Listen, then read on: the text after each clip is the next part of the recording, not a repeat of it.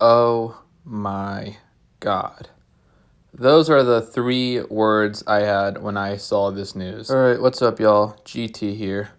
In today's video, I want to talk about a very shocking subject slash topic.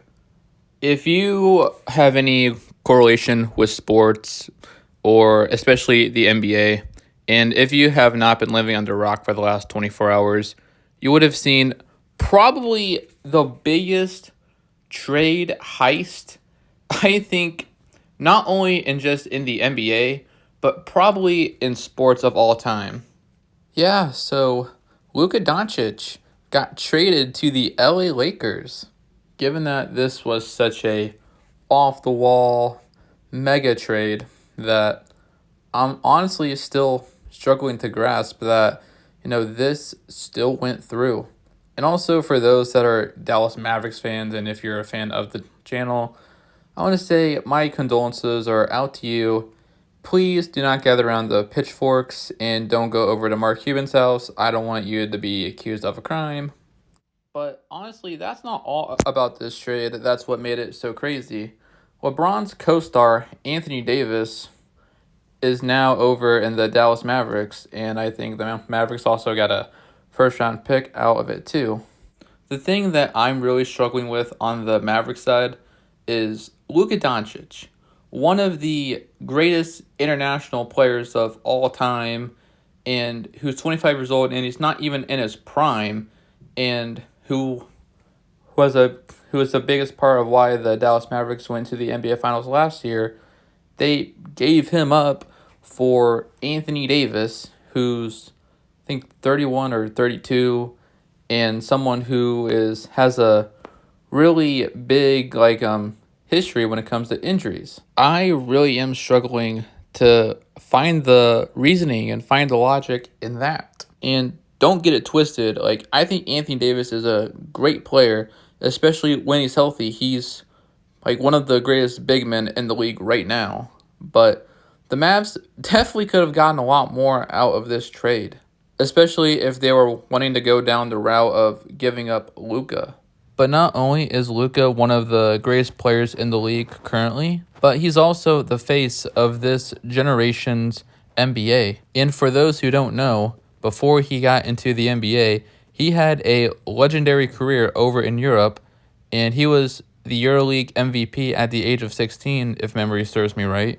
The reason why this feels just so lopsided is because, for Luka, all the stuff he did, in Europe, that was when, he was at the age of a high schooler. And my question for the Mavericks front office is, what the fuck were you guys smoking when you made this choice? Who runs Dallas's front office? Seriously, is their front office made of freaking 13-year-old, NBA 2K players in freaking my league who just, wrote this straight up and said, well, fuck it, that's good enough? Or if you were on one of those, NBA trade machine websites, and if you put this trade in, I highly, highly doubt that this trade would work. But yet, somehow, it worked. And the fact that the Mavericks actually went out of their way, talked to several other teams, and apparently there was one other team, it was not known which one, actually had an offer, but they kind of turned that one down. And as for the other teams who declined too, I don't know why they would even decline that trade. If I was a GM of any of those teams, I would take that regardless. If you were to take a bottom feeder team in the league, kind of like a team like the Hornets or a team like the Jazz, and if you put Luka on there, they would most likely be a play-in team. This is how good Luka actually is. But the freaking team that took him were the LA Lakers, man. You have LeBron James, even though he's at the ripe old age of 40 and he's literally playing with his fucking kid. He's still putting up great numbers. Yeah, has he taken a slight hit? Yeah, but still. His last game against the Knicks, he put up a 30-point triple-double. So, obviously the talent is still there. And adding Luka, like, onto that,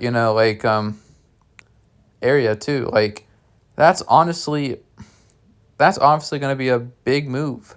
And again, the Lakers are not a bottom feeding team. They're a playoff team. Like, honestly, they're like a top 5 team. So they're in good hands as of right now. Well, and if there's something that I have to say about this is the rich just keep getting richer, especially for a team that LeBron James is on.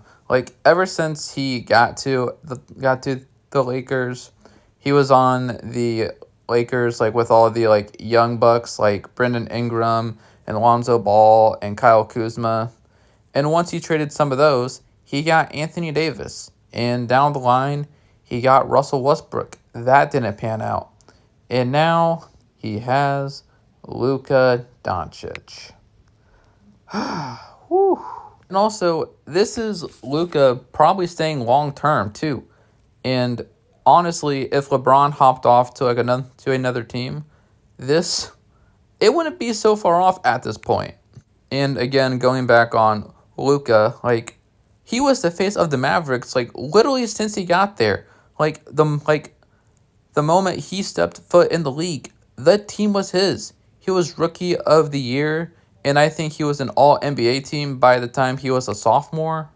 Multiple All-Stars, multiple first-team All-NBAs, and it just really shows, like, how special Luka truly is. And if I was in the Dallas Mavericks front office, like, and I really wanted Luka gone, I would be demanding multiple first-round picks at least. And the fact that they only got one out of it, it's just not sitting right, if you know what I'm saying. When Rudy Gobert got traded to it was the Minnesota Timberwolves, like, he was worth 4 first-round picks. And the fact that, like, Luka is not even worth 2, it's just really speaks volumes of how one-sided, like, this is. Like, the Mavericks literally killed their future with this one. And honestly, what I thought the biggest move going into the offseason was, like, probably gonna be something like De'Aaron Fox being traded or Jimmy Butler being traded. But I would have never expected, like, Luka. Hell, like, I wouldn't even expected like an MVP, like someone like a Giannis or Nikola Jokic or SGA or Jason Tatum, which honestly I highly doubt they would. But again, knock on wood. Hell, we honestly just had Luka being traded, so literally anything can happen. And I am from the Midwest. I'm a Bulls/Pacers fan, and there's been talks about, some of one of the Chicago Bulls players potentially being traded, someone like Zach LaVine or somebody like Nikola Vucic or someone like Kobe White being traded down to, like, the Lakers. And I've seen multiple trade rumors, like, going around saying that the Lakers need a big. Like, I honestly thought it would end up being somebody like Nikola Vucic or someone like Jonas Valanciunas from the Washington Wizards. I think he plays for there, but I'm not sure, which is something I'll be talking about in a sec. If I would have known something like this was going to happen, if I was a GM of the Bulls, I would have just thrown all my assets and just be like, fuck it, I want Luka on my team. I think it'd be dope to see him in a Chicago Bulls jersey. And now on to some more negative aspects about this trade is the big reason why the Dallas Mavericks gave up on him was because they were concerned about, like, his weight. It was rumored that he was weighing up to 270 pounds at one point. So then they decided to ship him out because of that. But for those who've seen him play, like, you would know that, like having your future, point guard, Hall of Famer, legend, superstar, whatever the fuck you want to title it, like, him being 270 pounds, like, I would be more than happy to take that risk. Like, Luka Doncic is not athletic. He's not explosive. So him being overweight, like, that is a risk I would be willing to take. Like, he relies on his fundamentals in his three-point shooting.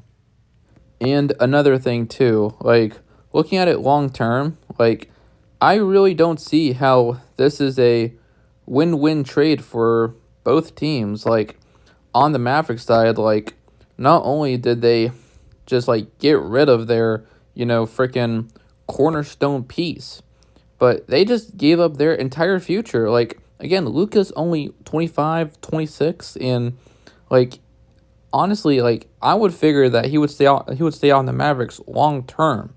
But apparently the weight issue, like that was an issue for them. And for the Lakers, like it's going to be very, very interesting to see, because not only did they give up their defensive anchor in Anthony Davis, but like you have two very ball dominant, like I need the ball in my hand to win players, like trying to coordinate together, and one of them has to take a back seat, which that's going to be very interesting to see. But again, all of this is just way too soon to tell who won early on. And honestly, if I was a Mavericks fan, I would want answers. I would want to know why, like, our star player just, like, why, like, the front office just decided to piece off on our, like, front man. And for the Lakers, when LeBron decides to go, they'll have someone to fall back on long term. And that is if Luka decides to stay. And this is such like a mind fuckery of like a news, especially as a sports fan. It's like, damn, like you would have never predicted this. Like, but yeah. But anyway, this is going to wrap up the video. Thank you guys so much for watching. Hope y'all have a good one. Anyway, this has been Gold Toxic returning. Until next time, peace.